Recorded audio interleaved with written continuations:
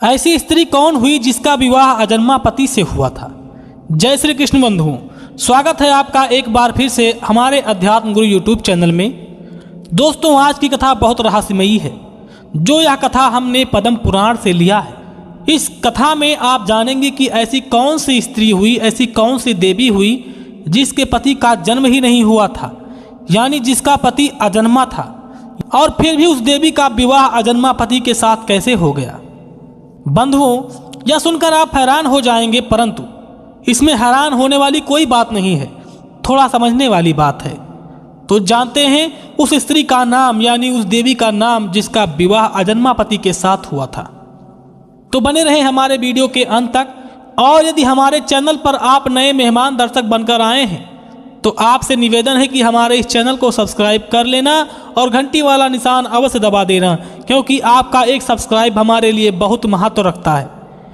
आइए ज़्यादा विलंब ना करते हुए इस रहस्यमयी कथा पर ध्यान देते हैं। बंधुओं, एक समय की बात है कि जिस समय पर्वतों के राजा हिमांचल के यहाँ माता पार्वती का जन्म हुआ था, तो देवर्षि नारद पर्वतों के राजा हिमांचल के यहाँ गए।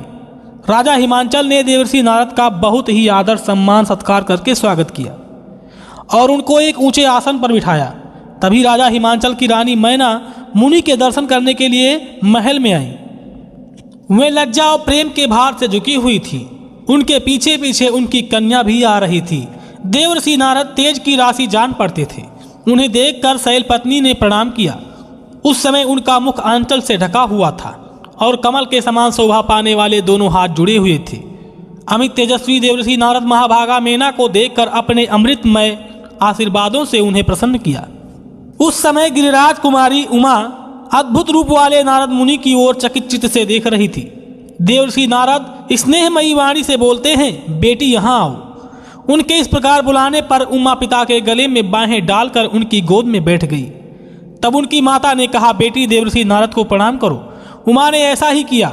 उसके बाद प्रणाम कर लेने पर माता कौतूहलवश पुत्री के शारीरिक लक्षणों के जानने के लिए अपनी सखी के मुख से धीरे से कहलवाया। रानी मैना के सहेली ने मुनि से कहा कि इस कन्या के सौभाग्य सूचक चिन्हों को देखने की कृपा करें। मैना की सखी से प्रेरित होकर महाभाग मुनिवर नारद जी मुस्कुराते हुए बोले, भद्रे, इस कन्या के पति का जन्म नहीं हुआ है। यह लक्षणों से रहित है। इसका एक सदा हाथ उत्तान यानी सीधा रहेगा। इसके चरण व्यभिचारी लक्षणों से युक्त हैं, किंतु उनकी कांति बड़ी सुंदर है। यही इसका भविष्य फल है। नारद जी की यह बात सुनकर हिमवान भय से घबरा उठे। उनका धैर्य जाता रहा। वे आंसू बहाते हुए गदगद स्वर से बोले, अत्यंत दोषों से भरे हुए संसार की गति दुर्विज्ञ है। उसका ज्ञान होना कठिन है।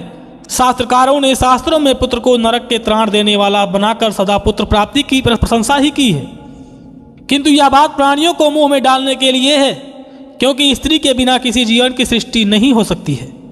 परंतु स्त्री जा स्वभाव से ही दीन दयनीय है।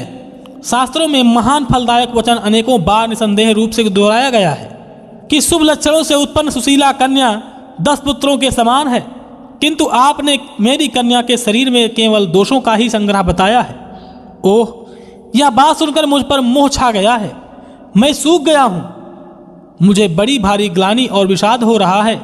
हे मुनि, मुझ पर अनुग्रह करके इस कन्या संबंधी दुख का निवारण कीजिए। देवर्षि, आपने कहा है कि इसके पति का जन्म नहीं हुआ है। ऐसा दुर्भाग्य है जिसकी कहीं तुलना नहीं है।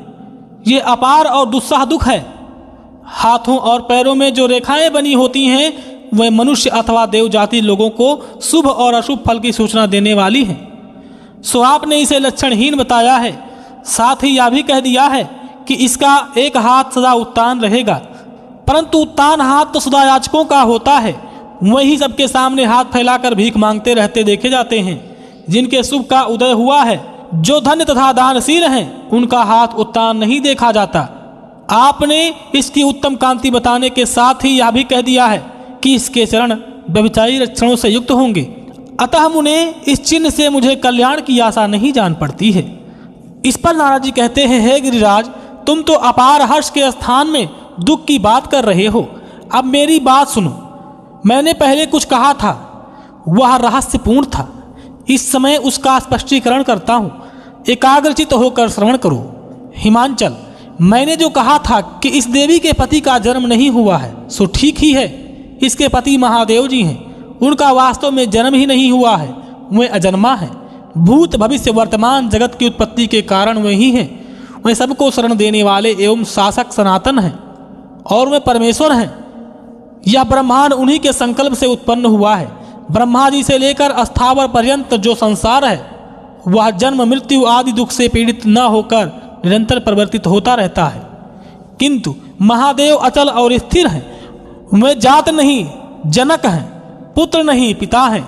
उन पर बुढ़ापे का आक्रमण नहीं होता है। वे जगत के स्वामी और आदि व्याधि से रहित हैं। इसके सिवा जो मैंने तुम्हारी कन्या को लक्षणों रहित बताया है वह वाक्य का ठीक ठीक विचारपूर्ण तात्पर्य सुनो। शरीर में जो चिन्ह या रेखाएं होती हैं वे सीमित आयु धन और सौभाग्य को व्यक्त करने वाली होती हैं, परंतु जो अत्यंत अप्रमेय उसके अमित सौभाग्य की सूचित करने वाला कोई चिन्ह या लक्षण शरीर में नहीं होता है। हे महामते, इसी से मैंने बतलाया है कि इसके शरीर में कोई लक्षण नहीं है। इसके अतिरिक्त जो यह कहा गया है कि इसका एक हाथ सदा उत्तान रहेगा, उसका आशय यह है कि वर देने वाला हाथ उत्तान होता है। देवी का यह हाथ वरद मुद्रा से युक्त होगा।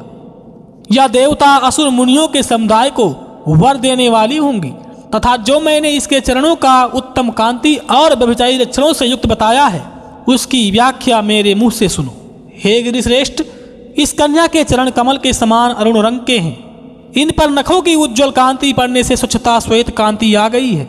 देवता असुर जब इसे प्रणाम करेंगे तब उनके करीट में जुड़े हुए मणियों की कांति इसके चरणों में प्रतिबिंबित होंगी। उस समय ये चरण अपना स्वाभाविक लक्षण छोड़कर विचित्र रंग में दिखाई देंगे।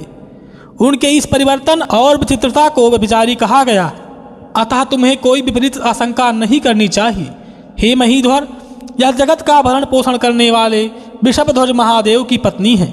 यह संपूर्ण लोकों की जननी तथा भूतों को उत्पन्न करने वाली है। इसकी कांति परम विचित्र है। यह साक्षात शिवा है और तुम्हारे कुल को पवित्र करने वाली हैं। तुम्हारे पत्नी के गर्भ से जन्म लिया है इन्होंने, अतः जिस प्रकार यह शीघ्र ही पिनाकधारी भगवान शंकर का संयोग प्राप्त करें उसी उपाय का तुम्हें विधि पूर्वक अनुष्ठान करना चाहिए। ऐसा करने से देवताओं का एक महान कार्य सिद्ध हो जाएगा। नारद जी के मुख से ऐसी बातें सुनकर मेना के स्वामी गिरिराज हिमालय ने अपना नया जन्म माना। वे अत्यंत हर्ष में भरकर बोले, हे प्रभु, आपने घोर और दुस्तर नरक से मेरा उद्धार कर दिया है। हे मुनि, आप जैसा संतों का दर्शन निश्चय ही अमोघ फल देने वाला होता है। इसलिए इस कार्य में मेरी कन्या का विवाह के संबंध में आप समय समय पर योग आदेश देते रहें, जिससे यह कार्य विघ्न पूर्वक संपन्न हो सके। तो दोस्तों, ये थी वो कन्या जिनका नाम था उमा यानी माता पार्वती। इनके पति का कभी जन्म नहीं हुआ है, ये अजन्मा है और ये हमेशा जिंदा रहते हैं। ये कभी मरते नहीं हैं। जिन्होंने जन्म नहीं लिया वो मरते नहीं हैं। उनके ऊपर काल का कोई भी ग्रह या कोई क्लेश नहीं पड़ता है। वो महाकाल हैं, इसलिए उनके ऊपर समय का कोई प्रभाव नहीं पड़ता है। दोस्तों, ये महादेव हैं जो सभी देवताओं में श्रेष्ठ माने जाते हैं। दोस्तों, आपने अगर हमारा वीडियो देखा है, आपको पसंद आया है, तो कृपया वीडियो को लाइक करें और अपने मित्रों के साथ शेयर भी करें। इसके साथ साथ अगर आप नए दर्शक या मेहमान बनकर आए हैं तो कृपया हमारे चैनल को सब्सक्राइब कर लेना। इसके साथ में जो घंटी दिख रही है उसको दबा देना। आपका एक सब्सक्राइब हमारे लिए बहुत महत्वपूर्ण रखता है। अब आपसे लेते हैं विदा, फिर मिलेंगे ऐसे ही ज्ञानवर्धक चर्चा के साथ। तब तक के लिए जय श्री राम, जय श्री कृष्ण, जय हिंद, जय भारत।